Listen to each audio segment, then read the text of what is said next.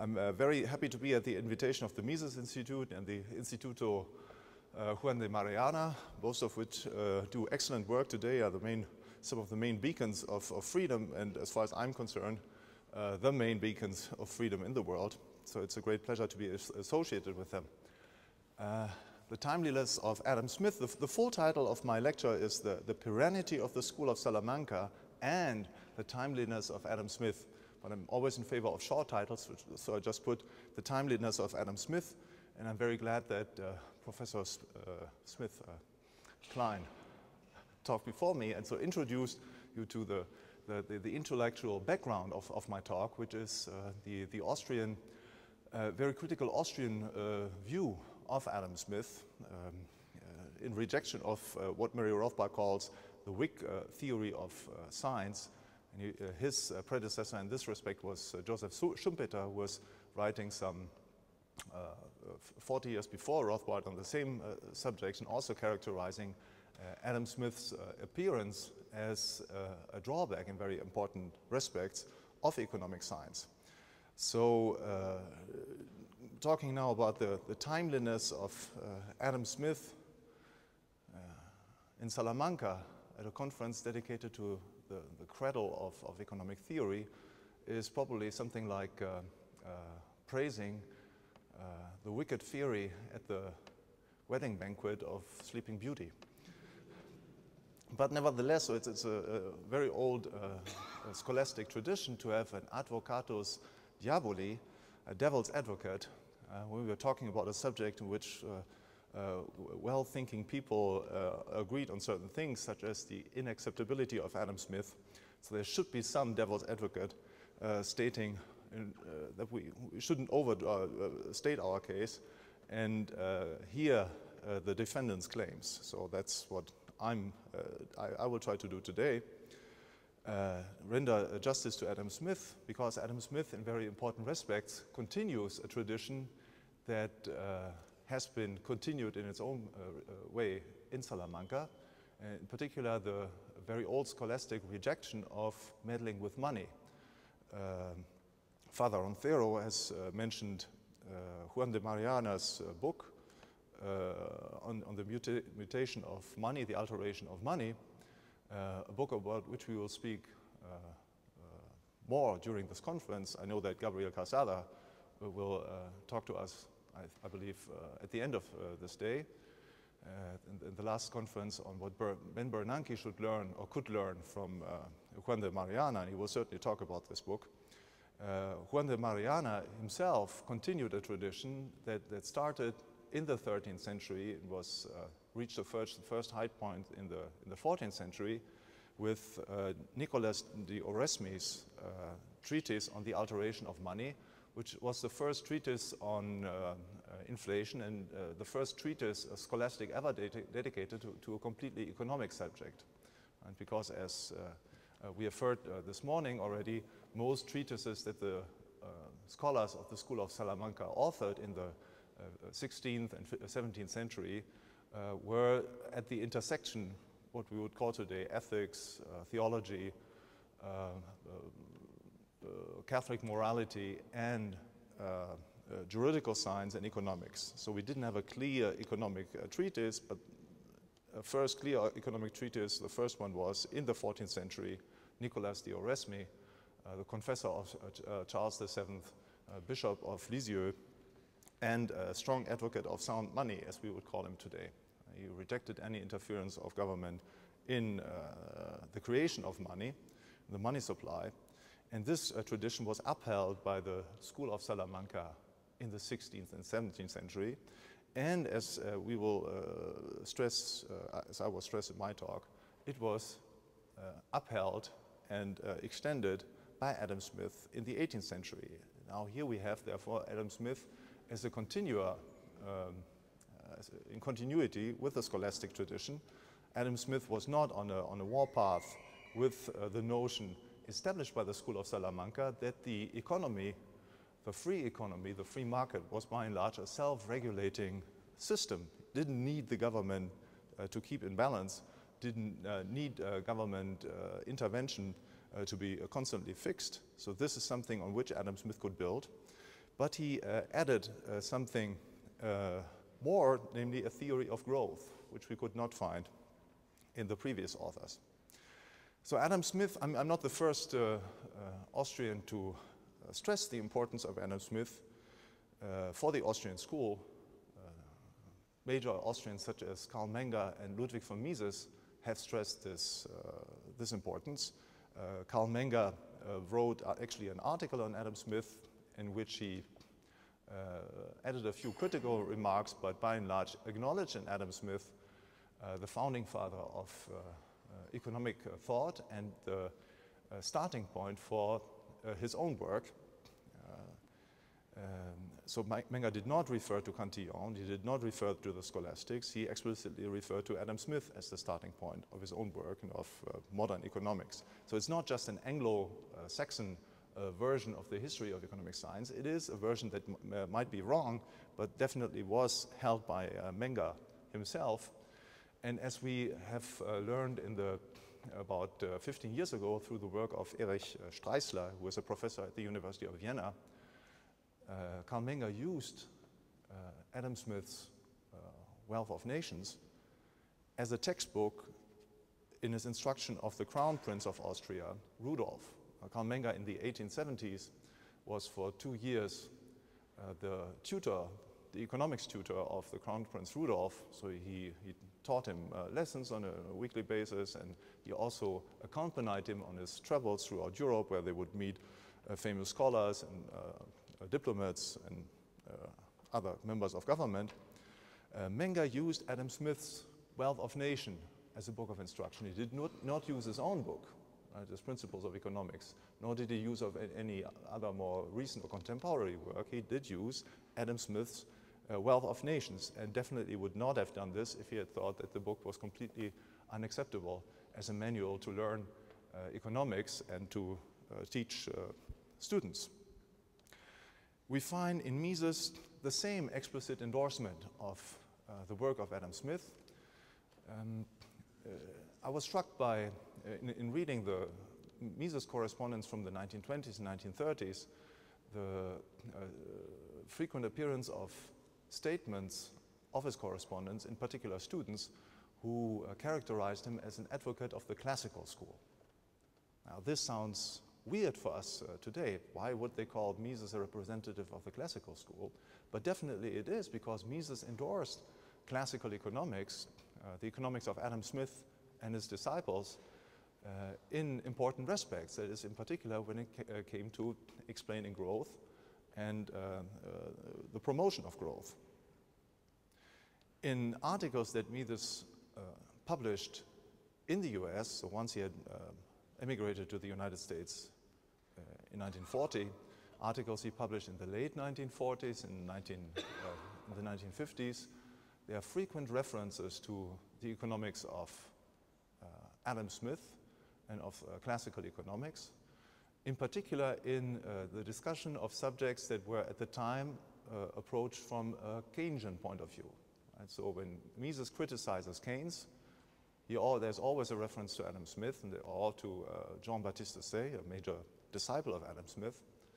And when Mises rejects the Keynesian explanation of growth and the importance of expansionary economic policies to promote growth, there's always a reference to the classical school and to the notion established by Adam Smith that growth ultimately depends on the amount of capital per head, capital per capita.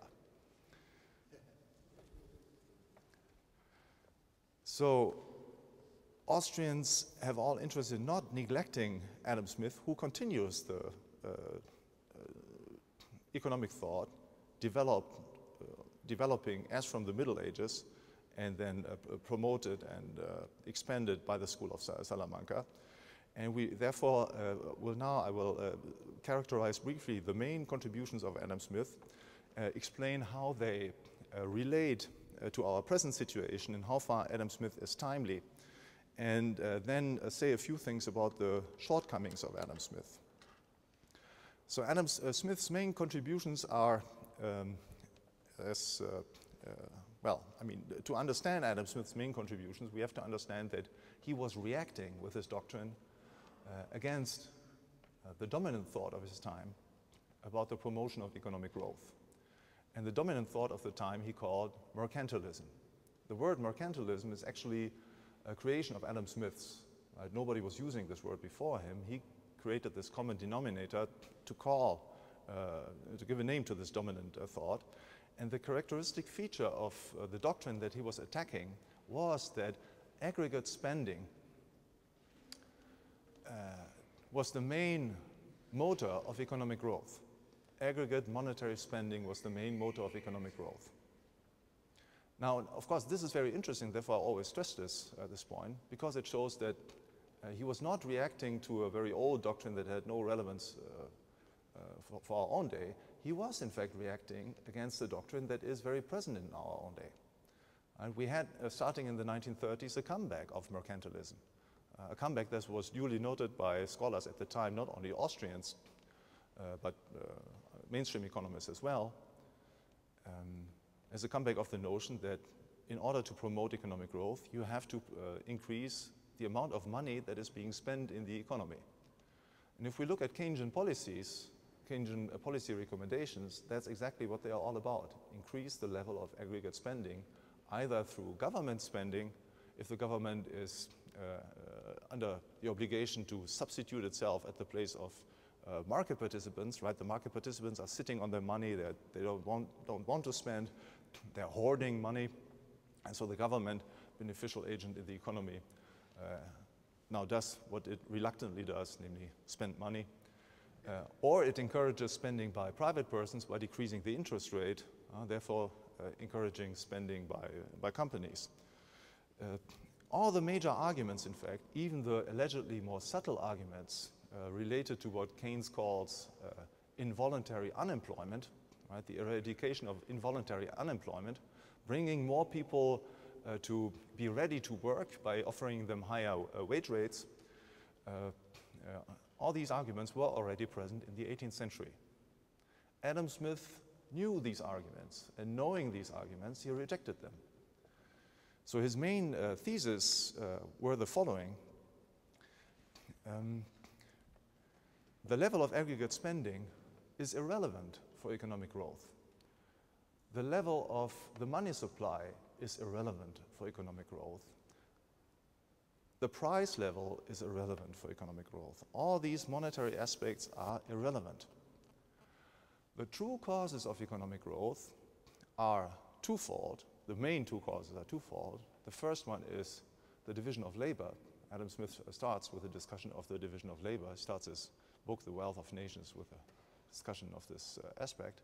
And the second one, and this of course is an aspect that has completely been neglected in our days, is the accumulation of capital, savings. You can promote growth by leading a frugal life. You can promote aggregate growth. And he argued, thirdly, that the policies recommended by the mercantilists simply do not work. The mercantilists had advocated a policy of promoting exports and discouraging imports. And the objective, the ultimate objective, was to promote aggregate spending. If you export goods and services, you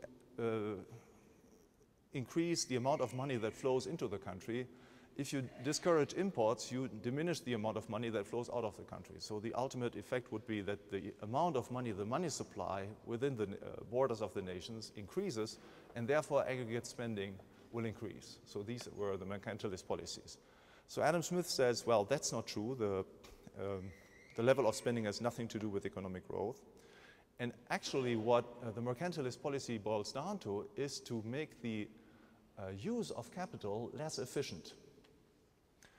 By artificially stimulating exports, we artificially stimulate the international division of labor at the expense of national division of labor. Now, because it's being done artificially, it means that capital is diverted from the uses where it would have realized the greatest return, because that's where entrepreneurs would have spontaneously invested their capital if they had been free. And now it's being invested in venues where it is less, it creates less of a return from an aggregate point of view. Similarly, By discouraging imports, you do the opposite thing. You discourage the international division of labor to the benefit of the national division of labor.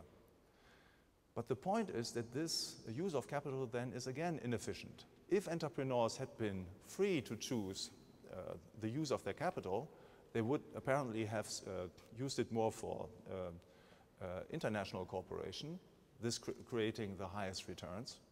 But now the government discourages cooperation with foreigners, therefore capital is used differently. And this different use is necessarily less efficient, brings less of a return than the one that would have been chosen spontaneously by entrepreneurs. That is Adam Smith's argument. It's all about the uses of capital, right? The relative returns created by capital, right? Based on the hypothesis, and that's a realistic hypothesis, that if you let entrepreneurs choose freely the use of their capital, they will tend to use those uses that are most beneficial for themselves and therefore also create their highest aggregate return. The significance of Adam Smith in the history of economic thought is not that maybe that he was particularly original in each single thesis that he advocated. In fact, as Schumpeter and Murray Rothbard have argued correctly, every single major idea advocated by Adam Smith had already been present in the literature before him.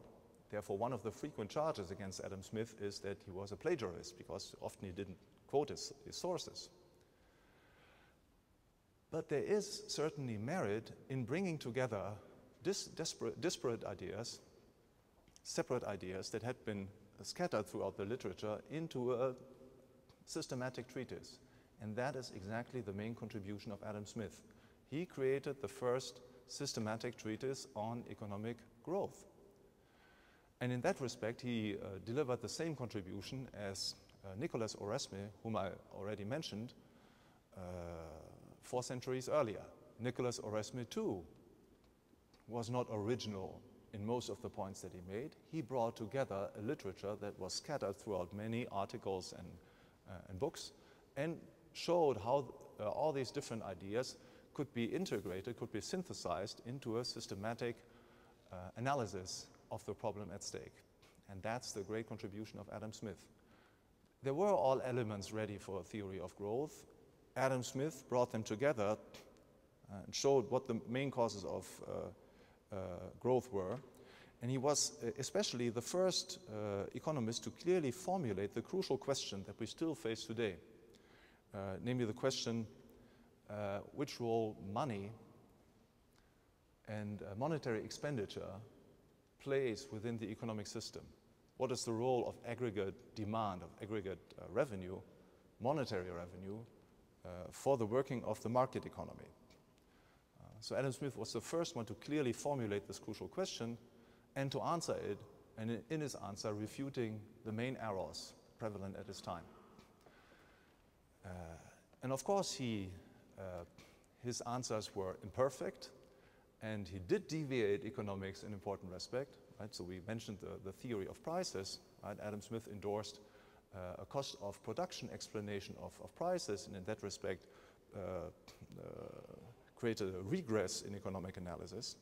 But this does not diminish his merits on these other fronts. We can compare him with another great Austrian scholar.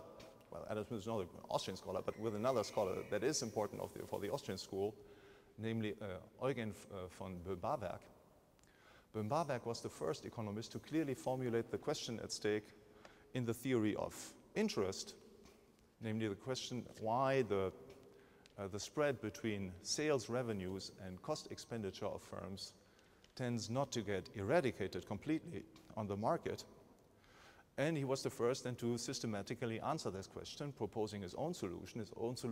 His own answer was that there was time preference, and as a consequence of time preference, sales revenues are never entirely equal to the cost expenditure of firms. And also to refute the main errors in the field, right? Refuting various productivity theories, productivity explanations of interest, and so on.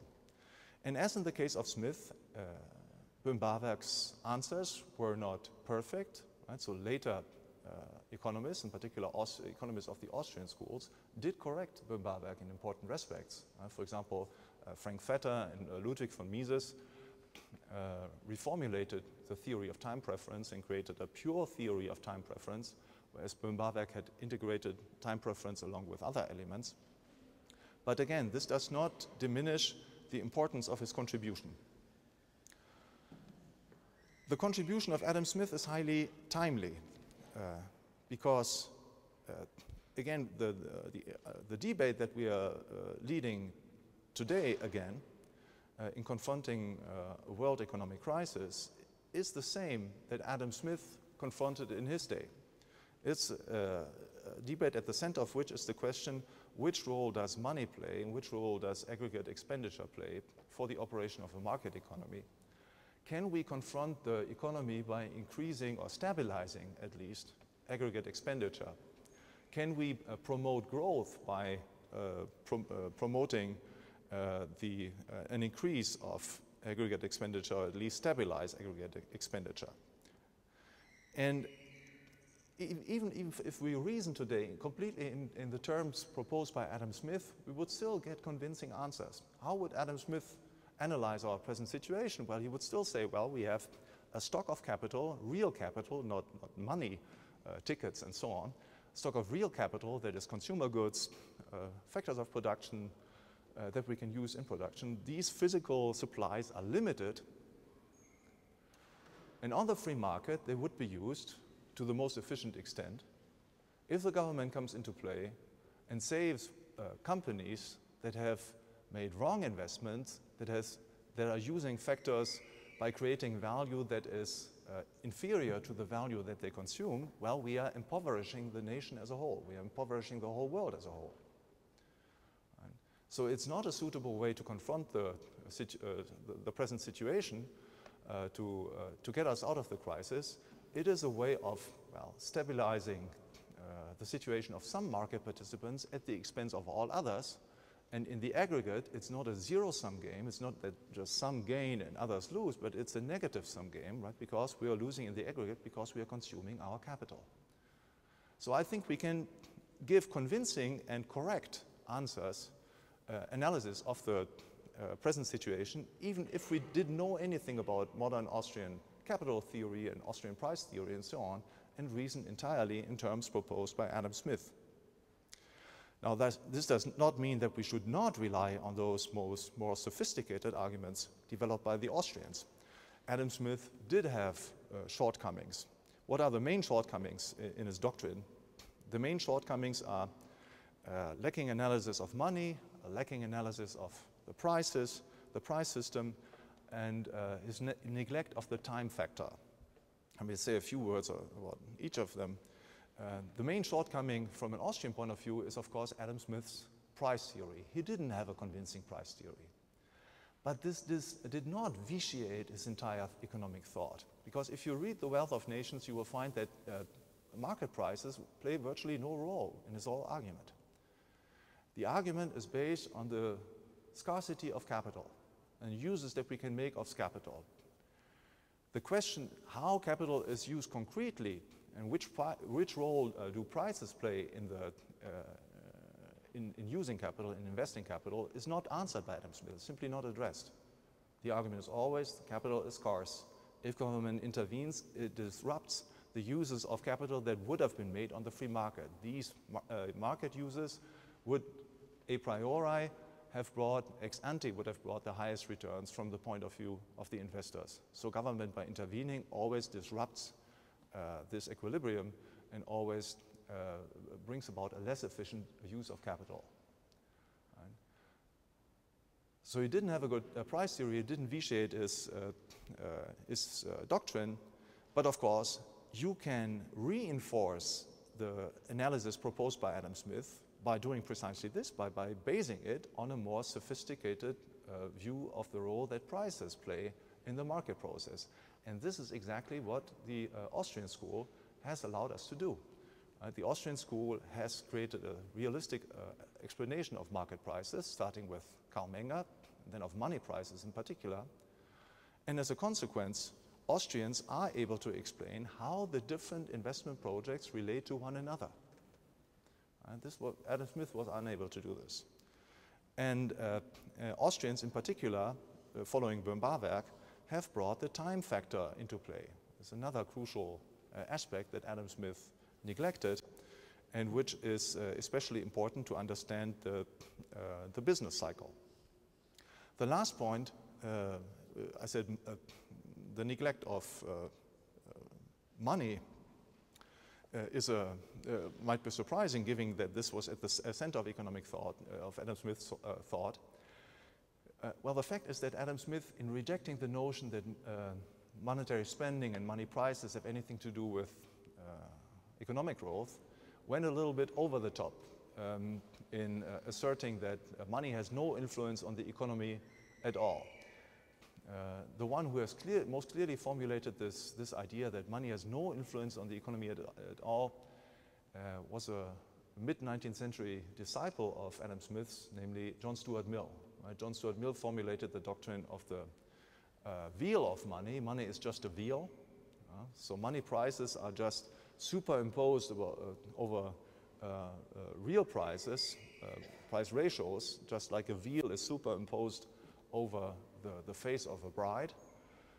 And as the bridegroom hopes that the wheel will not affect the underlying face of the bride, so John Stuart Mill and the other classical economists were convinced that the price system did not affect the real economy underlying. Now, this is, of course, a notion that Austrians, following Ludwig von Mises, have rejected, arguing that money profoundly affects the structure of production. In particular, money production affects the structure of production, but also the demand for money affects the structure of production. Right. But it does not, and Austrians have always stressed that it does not follow from this that you can create an overall aggregate increase of production by manipulating the demand and supply for money. So in conclusion, let me stress that, well, Adam Smith, in important respects, is not outside of the tradition that starts in the Middle Ages, the scholastic tradition of economic analysis, which starts in the Middle Ages with the School of Paris, Aquinas, then extends to Nicolas Erasmus in the 14th century, was continued with the neo-scholastics, the School of Salamanca in the 16th and the 17th century, but it was well embedded in this tradition and